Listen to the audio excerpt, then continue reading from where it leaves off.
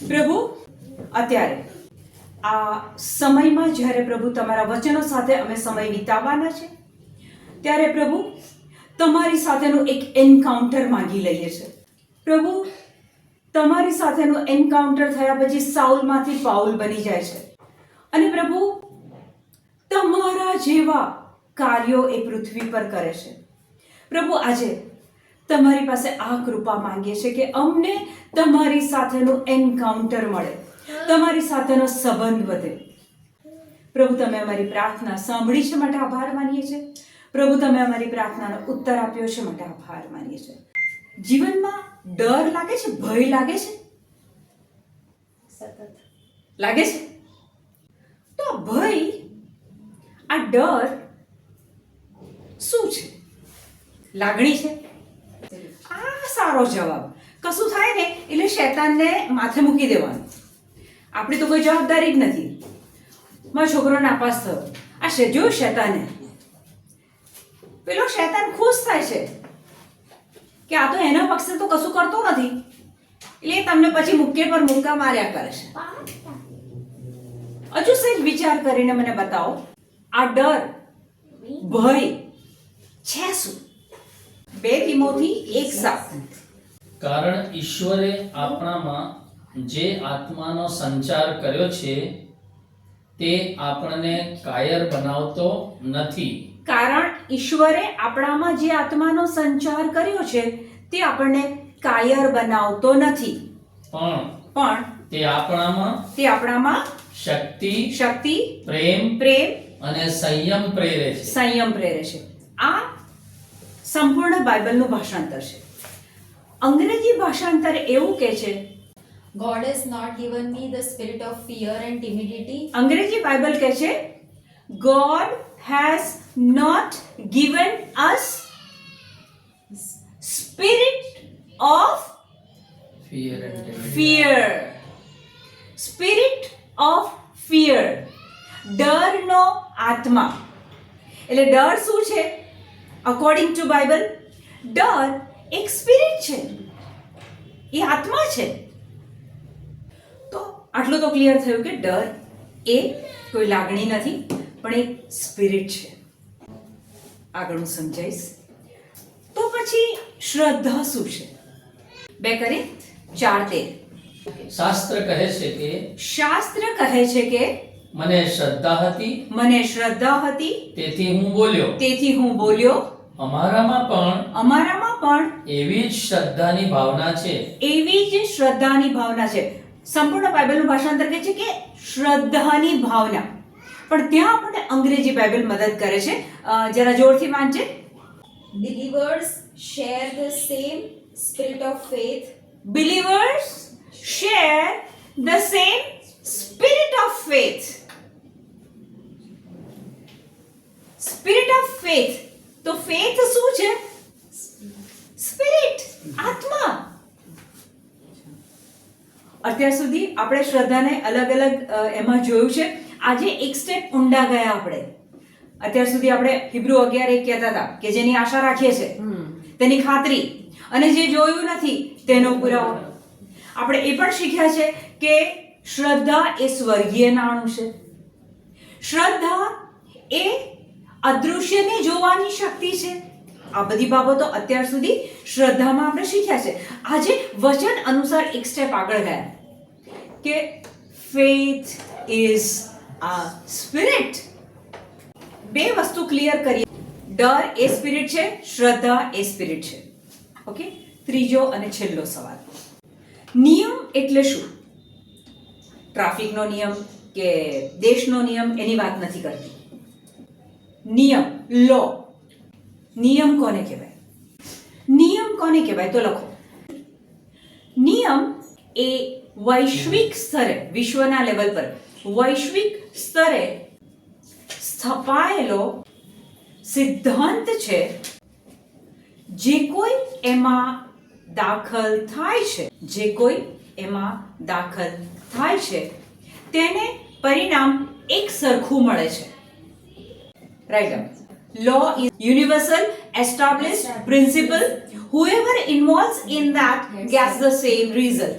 3 વસ્તુ સમજી ગયા? ડર શું છે, શ્રદ્ધા શું છે, અને ત્રીજી એક બાબત ઇમ્પોર્ટન્ટ વસ્તુ શીખ્યા કે નિયમ શું છે. તો કહે છે કે નિયમ એવો છે કે જે કોઈ એમાં દાખલ થાય પરિણામ તો સેમ મળશે. અહીંયા સુધી ક્લિયર? સારું. તમે લોકોએ ક્યારે એવું સાંભળ્યું છે કે કોઈ 5 કે 7 જણ કારમાં બેસે છે અને એવું કહે છે કે અમદાવાદથી બોમ્બે અમે કારમાં ઉડીને ગયા? આવું સાંભળ્યું છે ક્યાંય? નથી સાંભળ્યું? નહીં. એવું સાંભળ્યું છે કે 200 થી વધારે માણસો પ્લસ એમનું લગેજ, એમનો સામાન પ્લેનમાં ઉડીને અમદાવાદથી બોમ્બે ગયા? એવું સાંભળ્યું છે? સાંભળ્યું છે કે પ્લેનમાં 200 કદાચ એથી બી વધારે અને સાથે લગેજ હોય અને પ્લેન ઉડીને જાય અને બોમ્બે પહોંચે? આવું સાંભળ્યું છે? તો એક નિયમ છે ગુરુત્વાકર્ષણનું બળ. હવે તમે જુઓ તો કાર કેમ ઉડીને નથી જતી અને પ્લેનને ઉડાડે છે તો પ્લેન કેમ ઉડે છે? ગુરુત્વાકર્ષણ બળનો નિયમ પ્લેનને પણ એટલો જ લાગુ પડે છે, કારને પણ એટલો જ લાગુ પડે છે. સામાન્ય હમણાં પણ અહીંયાથી કોઈ વસ્તુ ફેંકું તો એ નીચે જ જવાનું છે. આ તો નિયમ છે, વૈશ્વિક સ્તરે સ્થપાયેલો નિયમ. જે કોઈ એમાં દાખલ થાય gets the same result. Law is a universal established principle. Whoever involves in that gets the same result. તો કારમાં કેમ એ પરિણામ ના મળે અને ફ્લાઇટમાં, પ્લેનમાં આ ઉડવાનું પરિણામ મળે? Who will tell me? આ જે તમે હમણાં માનસિક રીતે વિચાર કરી રહ્યા છો કે પ્લેન ઉડે છે, એની પાછળ, કારણ કે પ્લેનને પણ એ જ નિયમ લાગુ પડે છે, કારને પણ એ જ નિયમ લાગુ પડે છે, તે છતાંય પ્લેન ઉડી જાય છે, કાર નથી ઉડી શકતું. આપણા રોજિંદા જીવનમાં હું થોડુંક તમને યાદ કરાવું. અમુક વ્યક્તિને તમે જોશો તો એ આત્માથી એટલી ભરાયેલી વ્યક્તિ હોય કે એ જ્યાં ઊભી રહે ને ત્યાં આજુબાજુવાળા મહેસૂસ કરી શકે કે આ આત્મિક રીતે મજબૂત વ્યક્તિ છે. એ કોઈના માથા પર હાથ મૂકે અને ત્યાં એ વ્યક્તિને સાજાપણું મળે. આખું ગ્રુપ અને આ આત્માથી ભરાયેલી વ્યક્તિ છે તો માણસ જ, પણ એક આ કરી શકે છે અને બાકીના બધા કરી નથી શકતા. એના એ બાબત પર હું તમને લઈ જવા માંગુ છું. ફ્લાઇટ કેમ ઉડે એનો એક નિયમ છે. ફ્લાઇટના એન્જિનને એટલું સખત પાવરફુલી એને ચલાવવામાં આવે કે તમે રનવે પર ફ્લાઇટને જોયું હશે. રનવે પર ફ્લાઇટ ગ્રાઉન્ડ પર ચાલે છે. એ સમય દરમિયાન એ એન્જિનને એટલું બધું સખત પાવરફુલી ચલાવે છે કે ફ્લાઇટ હોય છે આમ, રોડ ઉપર હોય છે, ફ્લાઇટ હોય છે આમ, જે હવા આવે છે સામેથી હવા છે, આ એટલું બધું પાવરફુલી એ એન્જિન જાય છે કે એ હવાના, એ જે હવા આવે છે નીચે આવે છે, પ્લેન આમ જાય છે, હવા આમ આવે છે. હવે એટલું પાવરફુલી જાય છે કે પેલી હવા એ એન્જિનનો ફોર્સ હોય છે, હવા એને ઉચકી લે છે, સ્લોલી એ ટેક ઓફ કરે છે. આ એક નિયમ છે thrust and lift. Thrust and લિફ્ટનો એક નિયમ છે. એક નિયમ થયો ગુરુત્વાકર્ષણ બળ, વસ્તુ ઉપરથી નીચે આવે. પ્લેન કેમ ઉડે છે તો કહે છે કે થ્રસ્ટ એન્ડ લિફ્ટનો નિયમ કામ કરે છે. હવે એ ફ્લાઇટ જ્યારે ઉપર જાય છે, હજારો કિલોમીટર એ ઉપર જાય છે, તો શું ત્યાં એને ગુરુત્વાકર્ષણનું બળ નથી આડે આવતું? આવે છે, પણ એ એન્જિન એટલું બધું પાવરફુલી ચાલતું હોય છે કે કોન્સ્ટન્ટ એ હવામાં રહે છે. આપણા જીવનમાં આવતા પ્રશ્નો, કસોટીઓ, બીમારીઓ, નિષ્ફળતાઓ. તે હમણાં કીધું કે આટલી સ્કૂલમાં મેં ટ્રાય કરી છે, હજી એ એડમિશન મળતું નથી. તો શ્રદ્ધાનો નિયમ એવો છે કે જો એ તમે તમારી અંદર એને એક્ટિવેટ કરો, પાવરફુલી એને તમારી અંદર એક્ટિવેટ કરો. એ એક્ટિવેટ કેવી રીતના થાય છે? શ્રદ્ધા કેવી રીતના વધે? સતત સાંભળવાથી. રોમ 10:17. સતત ખ્રિસ્તની બાબતો, ખ્રિસ્તના વચનો સાંભળવાથી એ તમારી શ્રદ્ધા વધે છે. તમારા કાનને છૂટા નહીં મૂકવાના. ધેટ મીન્સ પ્રભુના વચન સિવાયની બાબતોને અંદર જવા નહીં દેવાની. આજના દિવસે જો હું મારી વાત કરું તો પથારીમાંથી ઉઠતાની સાથે પગ નીચે મૂકો ને એની સાથે એક પ્રેઝ એન્ડ વર્શિપનું મોબાઈલ પર ગોઠવીને જ પગ નીચે મૂકવાનું. એટલે પગ જ્યારે મારો નીચે મૂકું છું ત્યારે એક પ્રેઝ એન્ડ વર્શિપનું ગીત મારા કાનમાં જવાની શરૂઆત કરે છે. બ્રશ કરું, ચા મૂકું, આ બધું જ કરું, નાસ્તો બનાવું, ત્યાં સુધી સવારમાં એ પ્રેઝ એન્ડ વર્શિપના ગીતો જાય છે. આપણા એન્જિનને આપણે એટલું બધું કાર્યરત રાખવાનું છે, પાવરફુલ રાખવાનું છે કે બીજી કોઈ પણ બાબત આપણા કાનમાં જઈને આપણા સ્પિરિટને નબળો પાડે નહીં. આ બાબત સાંભળવાથી સમજમાં નહીં આવે. કાલે સવારથી જો તમે એને પ્રેક્ટિકલી કરશો, કારણ કે ડર ક્યાંથી આવે છે? આ દુનિયા પરથી આવે છે. શ્રદ્ધા સાંભળવાથી વધે છે, ડર પણ સાંભળવાથી વધે છે. આ તો નિયમ છે. ટીવી ખોલો, કેવા ન્યૂઝ આવે છે. તમે કોઈને ફોન કરો, ડરામણી વાતો. છાપું સવારમાં ફ્રન્ટ પેજ પર તમે 2 જ ન્યૂઝ વાંચી લો, અંદર તમને એક ડર, એક ચિંતા થઈ જશે. હવે શું થશે આનું? તો શ્રદ્ધા પ્રભુ વચન સાંભળવાથી વધે છે, ડર એ દુનિયાવી બાબતો સાંભળવાથી વધે છે. Is that clear? હવે માનો કે પ્રિયલે કીધું કે 15 સ્કૂલમાં હું એડમિશન માટે બાબા માટે ટ્રાય કરી ચૂકી છું, પણ આ મળતું નથી. પ્રભુએ એ બાળકને બનાવ્યો છે. ધેટ મીન્સ કે પ્રભુએ એના માટે એક પ્રોવિઝન રાખ્યું છે. એક પ્રોપર સ્કૂલમાં ભણવા માટેનું એનું પ્રોવિઝન બનાવ્યું છે. પ્રભુએ આપણને એમને આ પૃથ્વી પર નથી મોકલ્યા, એક ઠોસ, એક મિશન, એક કામ લઈને મોકલ્યા છે. એક બાળક તરીકે છો તો અલગ કામ છે, એક લગ્ન કર્યા વગરના છોકરો કે છોકરી છો તો અલગ કામ છે, પતિ ને પત્ની હવે થયા છો તો અલગ તમારી હવે જવાબદારી વધે છે. બાળક હવે થયું છે તો એક સ્ટેપ હજુ તમારી જવાબદારી વધે છે. અને નાના નાની કે દાદા દાદી થયા છો, હજી જવાબદારી વધે છે.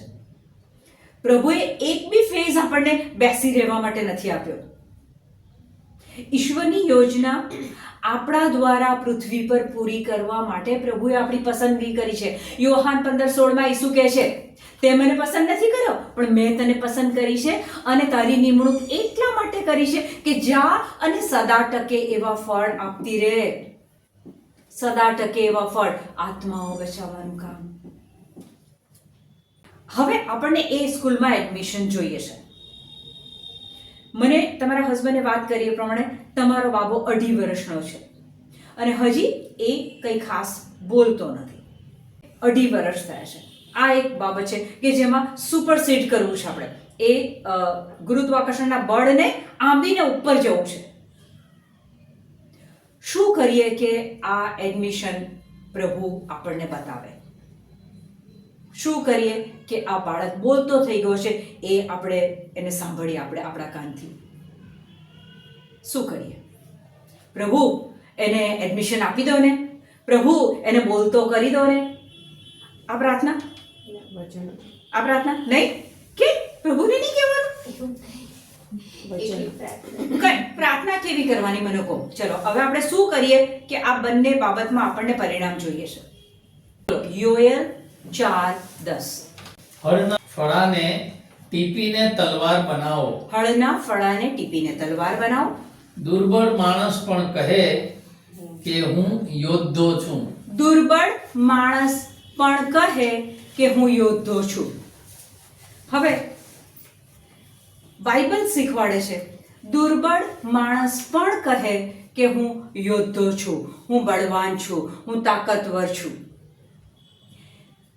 શ્રદ્ધા એટલે કે તમે જે જુઓ છો એને બોલ બોલ નથી કરવાનું. મારા પપ્પાને ડાયાબિટીસ થયું છે, મારા પપ્પાને ડાયાબિટીસ થયું છે, આને કેન્સર થયું છે. તમે જે આંખથી જુઓ છો એ નથી બોલવાનું. તમે જે ઈચ્છો છો, તમારા જીવનમાં શું ઈચ્છા છે એને તમારે બોલવાનું છે. દુર્બળ પણ કહે કે હું યોદ્ધો છું. હવે આજથી તમારે શું બોલવાનું છે? એને પ્રોપર સ્કૂલમાં એડમિશન મળી ગયું છે. અને હજુ સ્પેસિફિક કઈ સ્કૂલમાં જોઈશે? નિર્માણ સ્કૂલમાં જોઈશે. જીયાનને નિર્માણ સ્કૂલમાં એડમિશન મળી ગયું છે. જીયાનને નિર્માણ સ્કૂલમાં એડમિશન મળી ગયું છે. દુર્બળ પણ કહે કે હું યોદ્ધો છું.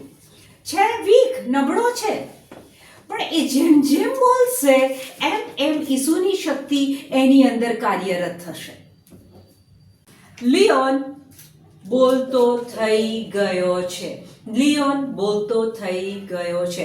અને દરેક વાક્ય પછી લિયોન બોલતો થઈ ગયો છે. Thank you Jesus, praise you Jesus. Leon બોલતો થઈ ગયો છે. Thank you Jesus, praise you Jesus. તમે જે ઈચ્છો છો એ જ્યારે બોલશો, હકીકત તો કંઈક અલગ કે છે. આપણે તો concrete return word of God મળી ગયું, લખાણમાં મળી ગયું કે નબળો પણ કહે કે હું યોદ્ધો છું. નો પોઝિટિવિટી. આ સત્ય છે, આ વચન છે. અને હકીકત શું છે કે હજી એડમિશન મળ્યું નથી. સત્ય શું કહે છે કે ઈસુએ એના માટે દુઃખ વેઠેલું અને એટલા માટે જ ડિવાઇન એક્સચેન્જમાં એને એડમિશન મળ્યું છે, એ ભણ્યો છે અને એનું ફ્યુચર પણ બ્રાઇટ થઈ ગયું છે. ઓકે, હવે હકીકત આ છે કે સ્કૂલમાં એડમિશન મળ્યું નથી. તો હકીકત અને સત્ય, હકીકત અને સત્ય આ બેમાં શું તફાવત?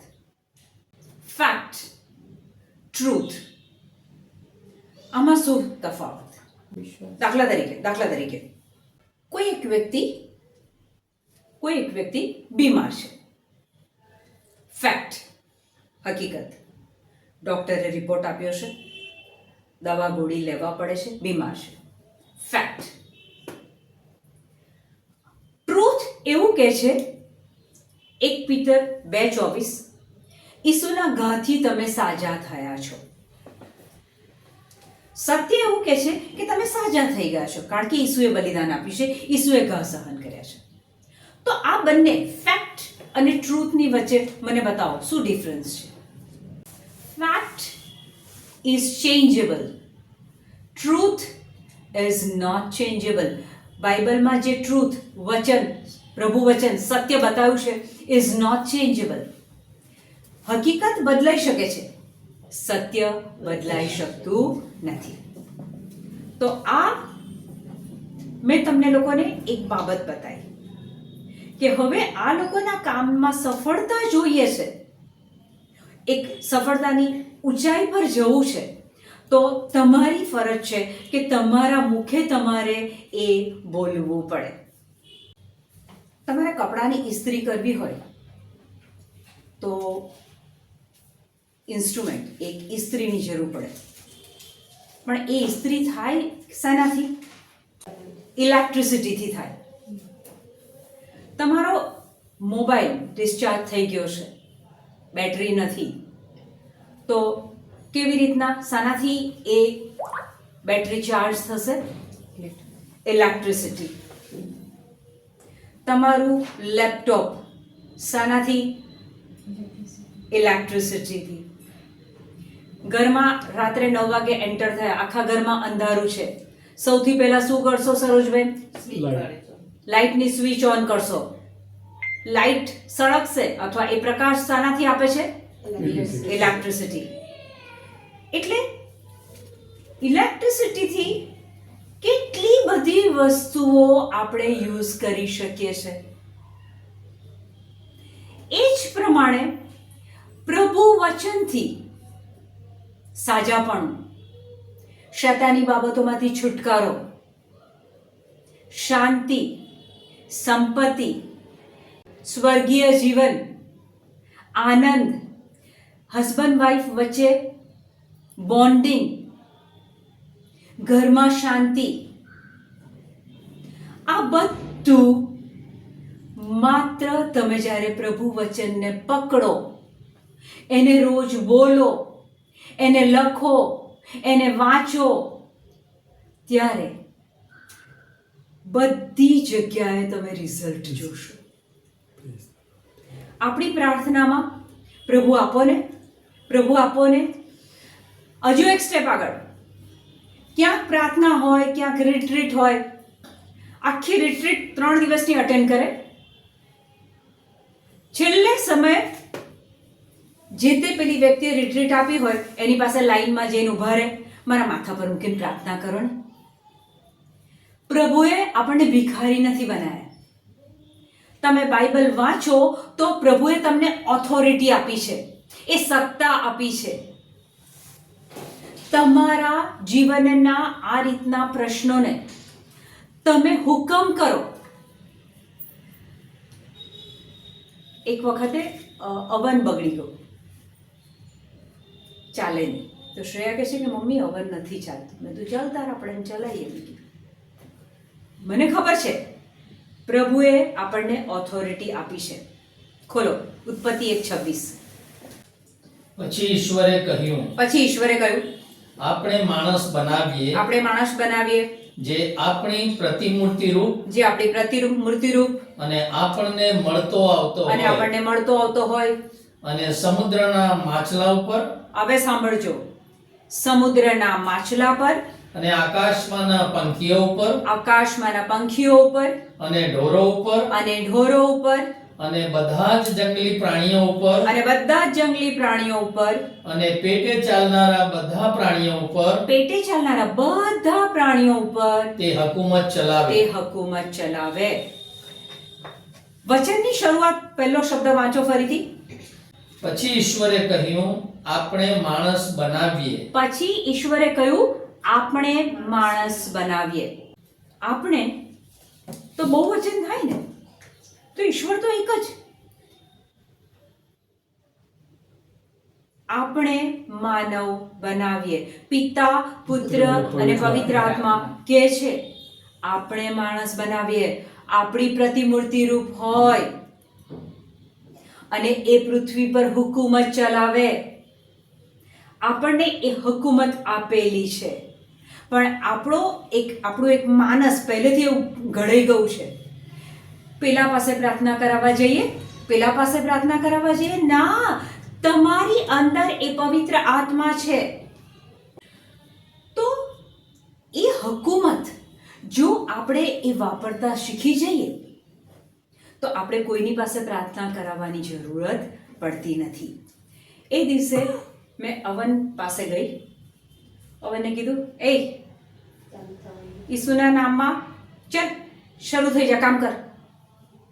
પછી મેં સ્વિચ ઓન કર. It started working. વાંદરાઓ આવતા હતા અમારા ફ્લેટમાં. મારા હસબન્ડ બાલ્કનીમાં જઈને રાત્રે 10 વાગે પેલા વાંદરાઓની જોડે વાત કરે છે. વાંદરાઓ, ઈસુના નામમાં હું તમને કહું છું કે આના કરતાં વધારે સારા ખાવાવાળી જગ્યાઓ તમારા માટે તૈયાર છે. આ જગ્યા પરથી નીકળો, અહીંયા પાછું આવવાનું નથી. આ પ્રકાશના રૂપલ એના સાક્ષી છે. 20-20ના 15-15ના ટોળામાં આવે. ઘરની બાલ્કની ખુલ્લી હોય તો અંદર ઘૂસી ગયું છે. અમારા બાલ્કનીમાં રસોડામાં વાંદરું આવેલું છે. પણ જ્યારે અમને ખબર પડી કે આપણી પાસે હુકુમત છે અને એ ત્યાં કામ કરે છે. પણ તકલીફ એ છે કે એ હુકુમતને આપણે કેટલું વાપરીએ છીએ. જે પ્રમાણે ગુરુત્વાકર્ષણના બળને આપણે આંબીને ઉપર જવું હોય તો થ્રશ એન્ડ લિફ્ટ એ વાળો નિયમ આપણે અપ્લાય કરવો પડે. એ પ્રમાણે જીવનમાં બીમારી કે નાની મોટી સમસ્યા છે, આપણે એને સુપરસીડ કરવું છે, એને આંબી જવું છે. સંત પાઉલ એ સાઉલ હતા. સાઉલ હતા ત્યારે કોઈ ચમત્કાર કરી શકતા હતા? ના. બાઇબલમાં તમે જુઓ તો એમણે પુષ્કળ ચમત્કારો કર્યા છે. સંત પીતર ઈસુને નકારે છે, પણ પાછળથી તમે પાછળના બધા પત્રો વાંચો તો તમને ખબર પડશે કે સંત પાઉલ અને સંત પીતર જો કોઈ જગ્યાથી પસાર થાય ને તો એમનો પડછાયો જેના પર પડે ને એ બી સાજું થઈ જાય. કે છે કે કોઈ કપડું ક્યાંથી લઈ આવે, એમના શરીરને અટકાડીને પછી પેલા બીમાર વ્યક્તિને અડાડે ને તો એ વ્યક્તિ બીમાર વ્યક્તિ સાજી થઈ જાય. આ લોકો સંત પાઉલ જેવી વ્યક્તિ તો ઈસુની સાવ વિરુદ્ધમાં હતી, અને પછી આ બધું ઈસુ જેવા કામો, ઈસુ જેવા ચમત્કારો કરે છે. નિયમને ફોલો કરવો પડે, નિયમને ફોલો કરવો પડે. દાખલા તરીકે કોઈ વ્યક્તિ એમ કે કોઈ વ્યક્તિ ફર્સ્ટ ક્લાસ 45 લાખની કાર ખરીદે છે,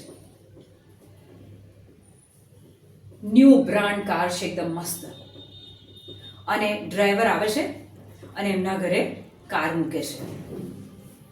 હવે કાર છે અને એની પાછળ મોટી દિવાલ છે, ડ્રાઈવર આવે છે, દિવાલની આગળ જ એ કાર મૂકીને પછી ડ્રાઈવર જતો રહેશે. હવે કારનો જે ઓનર છે, જે માણસ છે, એ કહે છે કે મારે કોઈ નિયમ ના જોઈએ, મારે કોઈ નિયમ ના જોઈએ, હું મારી ફિલિંગ્સથી કાર ચલાવીશ. પછી એ કાર ખોલે છે, ડ્રાઈવરની સીટ પર બેસી જાય છે, પછી સૌથી પહેલા સ્તોત્ર સંહિતા 91 બોલે છે, જેને કેવળ રહ્યો છે આશ્રય પરમ પ્રભુજી પાસ. સ્તોત્ર સંહિતા 91 બોલે છે. પછી સ્તોત્ર સંહિતા 23 બોલે છે, પ્રભુ મારો ગોવાળ છે, મને આંચ નહીં આવે. પછી એ જ જગ્યા પર બેઠો બેઠો એક પ્રેયર ગ્રુપને ફોન કરે છે, હું મારી ફિલિંગથી કાર ચલાવું છું, મારા માટે પ્રાર્થના કરજો. પછી નવી કાર છે, ખૂબ ઉત્સાહ છે, કાર શરૂ કરે છે અને ઉત્સાહમાં હોય છે અને ફૂલ એક્સેલરેટર આપે છે. ગિયર ક્યાં છે? રિવર્સમાં. ગાડીનો ગિયર રિવર્સમાં છે, ફૂલ એક્સેલરેટર આપે છે. ગાડી ક્યાં જશે? આગળ જશે કે પાછળ જશે? પાછળ.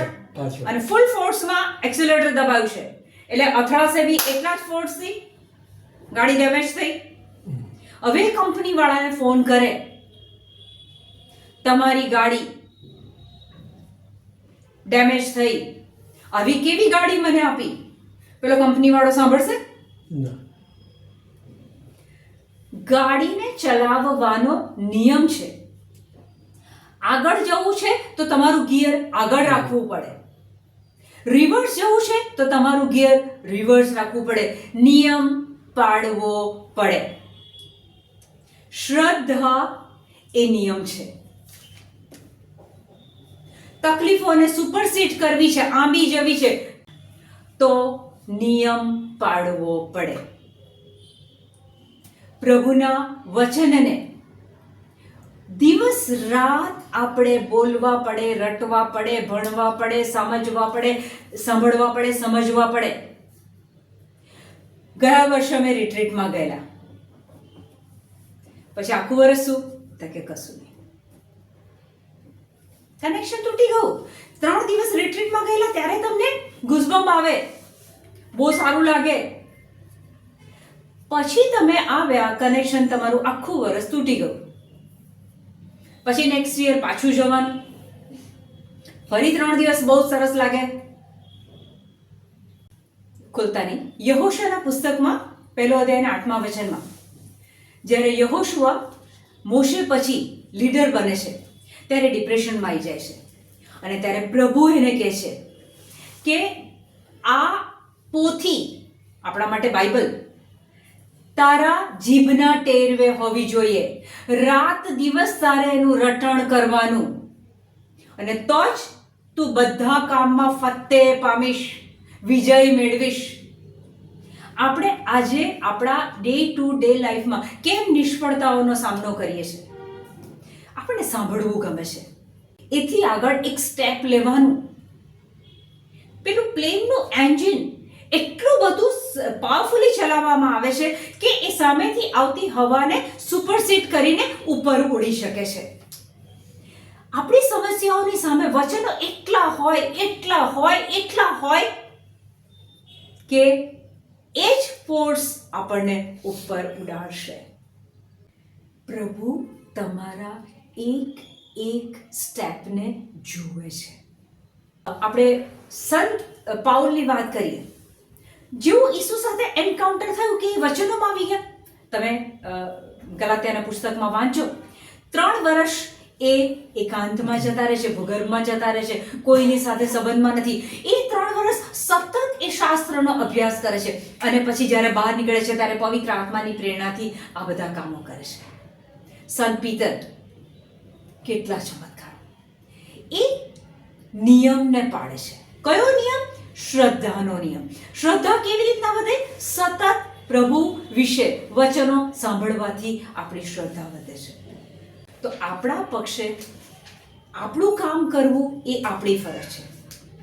આપણે કરીશું, પરિણામ આપવું એ પ્રભુનું કામ છે. અને પ્રભુ આપણો એક વચની પ્રભુ છે. એ પ્રોમિસ આપે છે, કદી ફેલ જતી નથી. સ્તોત્ર સંહિતા 34:20 કાઢો. એના સહુ અસ્થિઓની પ્રભુએ સંભાળ. અસ્થિ, એના સહુ અસ્થિ. અસ્થિ એટલે હાડકા. અસ્થિ, that is હાડકા. વચન ફરીથી વાંચો. એના સહુ અસ્થિઓની પ્રભુ લે સંભાળ. એના સહુ અસ્થિ, હાડકાની પ્રભુ લે સંભાળ. એકેય તે ભાંગવામાં નહીં આવનાર. એકેય તે ભાંગવામાં નહીં આવનાર. હવે આ વચનને તમે તમારું બનાવી દો. મારા સહુ અસ્થિઓની પ્રભુ લે સંભાળ, એકેય તે ભાંગવામાં નહીં આવનાર. આ તમે વચન પકડ્યું. દિવસ રાત તમે એને રટણ કરો છો, બોલો છો, ત્યારે તમારા અસ્થિઓની સંભાળ રાખવાનું કામ પ્રભુ લઈ લે છે. પ્રભુ મારા હાડકામાં દુખાવો મટાડને. પ્રભુ પ્રભુ કે તું વચન બોલ. જ્યાં તું વચન બોલીશ કે ત્યાં તને એનું પરિણામ મળશે. મારા સહુ અસ્થિઓની પ્રભુ લે સંભાળ, એકેય તે ભાંગવામાં નહીં આવનાર. જ્યારે તમે આ બોલો છો ત્યારે યોએલ 4:10 ની જેમ નબળો કહે કે હું યોદ્ધો છું. આપણે અહીંયા પ્રભુને આપી દીધું કામ કે મારા અસ્થિ, મારા હાડકાની સંભાળ તો પ્રભુ લે છે, એ કંઈ ભાગવાનું નથી. પણ પ્રભુ વચન જ્યારે તમે તમારા મુખે બોલો ત્યારે એનું પરિણામ આવે ને. અને છેલ્લું સ્તોત્ર સંહિતા 23:6. તારી એ કરુણા ને તારી એ ભલાઈ રે. ભક્ત પ્રભુને કહે છે, તારી એ કરુણા ને તારી એ ભલાઈ રે. જીવનભર મારી સાથે રહેશે સદાય રે. જીવનભર મારી સાથે રહેશે સદાય રે. હું તો પ્રભુજી બસ તારે આવાસ રે. હું તો પ્રભુજી બસ તારે આવાસ. આવાસ એટલે ઘર. આવાસ, આવાસ રહેવાનું, જગ્યા. હું તો પ્રભુજી બસ તારે આવાસ રે. યુગો અનંત સુધી કરવાનો વાસ રે. યુગો અનંત સુધી કરવાનો વાસ રે. અહીંયા આપણે આપણા મૃત્યુ પછીનું પણ બોલવા માંડ્યા. અહીંયા તો સેફટી ને સિક્યોરિટી છે જ, આપી છે, આપણને ક્લેમ કરવાની છે, બોલવાનું છે. આ વચનમાં આપણે પ્રભુ તારી એ કરુણા અને તારી એ ભલાઈ. તમે નોકરી કરો છો, નોકરી મળી એ પ્રભુની કૃપા છે. તમારી સાથે કેટલા બેકાર પડ્યા છે, તમારા પર એ કૃપા મળી કે તમને પ્રભુએ નોકરી આપી છે, તમે પૈસો કમાઈ શકો છો. તો વચનમાં આપણે ક્લેમ કરીએ છીએ કે પ્રભુ તારી એ કરુણા ને તારી એ ભલાઈ રે, જીવનભર મારી સાથે રહેશે સદાય. જ્યાં સુધી હું પૃથ્વી પર છું ત્યાં સુધી આ તારી કરુણા મારા પર રહેવાની જ છે. અને છેલ્લે કહે છે કે હું તો પ્રભુજી બસ તારે આવાસ, યુગો અનંત સુધી કરવાની વાસ. આ અનંતકાળી જીવન આપણે અહીંયા રહ્યા રોજ બોલીએ છે. અને ત્યારે આપણે એ ક્લેમ કરીએ છીએ, એ ડિક્લેર કરીએ છીએ અને ત્યાં પ્રભુને આપણે એ કામ કરવાનો માર્ગ આપીએ છીએ, મોકો આપીએ છીએ. કરેક્ટ? તો નિયમ છે, નિયમ પ્રમાણે ચાલવું પડે. સાઉલમાંથી પાઉલ બન્યા પછી એ શ્રદ્ધાનો નિયમ, એ શાસ્ત્ર વાંચન એ લઈ લીધું અને ત્યાં જીવન બદલાઈ ગયું. એમનું તો બદલાયું, આપણા જેવા કેટલા લાખોનું કરોડોનું જીવન બદલાઈ ગયું એ એક વ્યક્તિના કારણે, એક વ્યક્તિના કારણે. તો આપણને આ વચન નહીં બોલીએ ત્યાં સુધી આપણા જીવનોમાં એ નિયમમાં નહીં આવી જઈએ ત્યાં સુધી આપણા જીવનમાં પરિવર્તન નથી આવતું. પણ જ્યાં એ વચનમાં આવી ગયા કે જીવન પ્રભુ બદલે છે. કારણ કે એ તો વચનને પ્રભુએ કામ આપ્યું છે. તમે જ્યારે બોલો છો કે જીયાનને એડમિશન મળી ગયું છે, thank you Jesus, praise you Jesus, તો મહાપ્રસ્થાન 14:14 અનુસાર એ એડમિશન મેળવવાનું યુદ્ધ પ્રભુ લડી રહ્યા છે. પણ તમારે બોલવું પડે કે મળી ગયું છે. નબળો પણ બોલે કે હું યોદ્ધો છું. ઓકે, તો બે નિયમ, ડરનો નિયમ અને શ્રદ્ધાનો નિયમ. ડરના નિયમને સુપરસીડ કરવા માટે શ્રદ્ધા, એ જ પ્રમાણે ગુરુત્વાકર્ષણ બળ અને થ્રસ્ટ અને લિફ્ટ.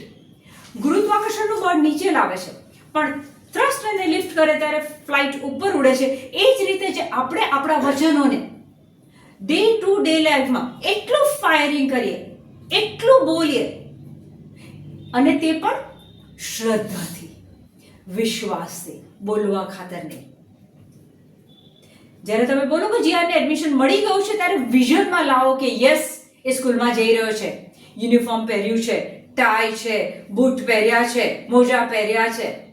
તમે તમારા દીકરા માટે બોલો કે બોલતો થઈ ગયો છે ત્યારે એને વિઝનમાં લાવો. એ બોલે છે મમ્મી મને ચોકલેટ ખાવી છે, વિઝનમાં લાવો, એ આવું બોલે છે અને ત્યાં તમે જોશો કે પ્રભુ કેવું કામ કરે છે.